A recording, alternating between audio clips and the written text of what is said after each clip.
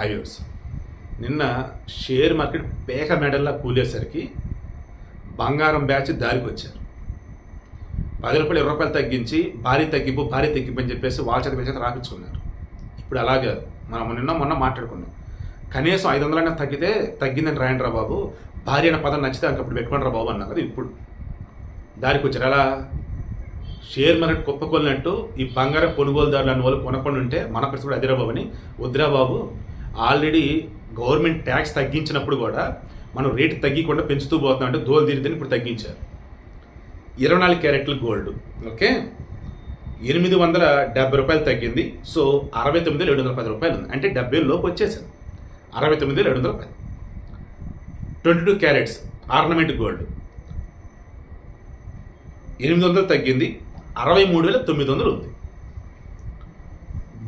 వెండి నేను మరలా చెప్తున్నాను, వెండి ఖచ్చితంగా తగ్గింది రానున్న రోజుల్లో కూడా. ఓకే 3,200 తగ్గింది, 82,500 ఉంది. సో మరలా చెప్తున్నా, వీళ్ళు యాస లేకుండా ఇంటర్నేషనల్ మార్కెట్లో బంగారంకి సంబంధించి ఎలా ఉన్నాయి ధరలు అన్నప్పుడు ఆడ తగ్గిందంటే ఇక్కడ తగ్గిస్తే గుడ్, అండ్ ఇంపోర్ట్ చేసుకున్న గోల్డ్కి సంబంధించి లెక్కలు చూపి తగ్గిస్తే గుడ్. అదర్వైజ్ బంగారానికి సంబంధించి జనాలు కూడా కొంచెం తగ్గిస్తారు నాకైతే అనిపిస్తుంది. ఎందుకంటే ఇప్పటికే చాలా మంది బంగారం జనాల దగ్గర కాదంటలే, కానీ రేటు పెరిగి కొద్దీ చాలామంది విసుగు వస్తుంది. ఆర్నమెంట్ గోల్డ్ కొనుక్కుందాంలే, 1 గ్రామ్ గోల్డ్ కొనుక్కుందాంలే అన్నట్టు తయారవుతున్నారు.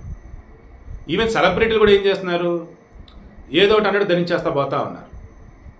సో అలాంటప్పుడు కొనేవాళ్ళు ఎవరు ఉంటారు చెప్పండి. సో కొనేవాళ్ళు లేనప్పుడు ఇంకోటి పెట్టుకుని ఏం చేసుకుంటాడు, అందుకే రేటు తగ్గించారు.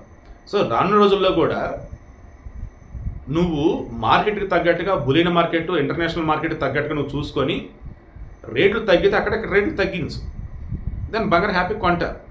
అలా కాకుండా నీకు ప్రభుత్వం నుంచి ట్యాక్స్ తగ్గింపు ఉన్నా నువ్వు బంగారం ఇంపోర్ట్ చేసుకుని కూడా నువ్వు రేట్ ఇలాగే ఉంచితేనో లేనప్పుడు రేటు పెంచుకుంటూ పోతేనో కొనడం, కొనేవాళ్ళు కూడా తగ్గుతారు. సో మొత్తానికి దారిలోకి వచ్చింది ఈ బంగారం బ్యాచ్ ఇప్పుడైతే.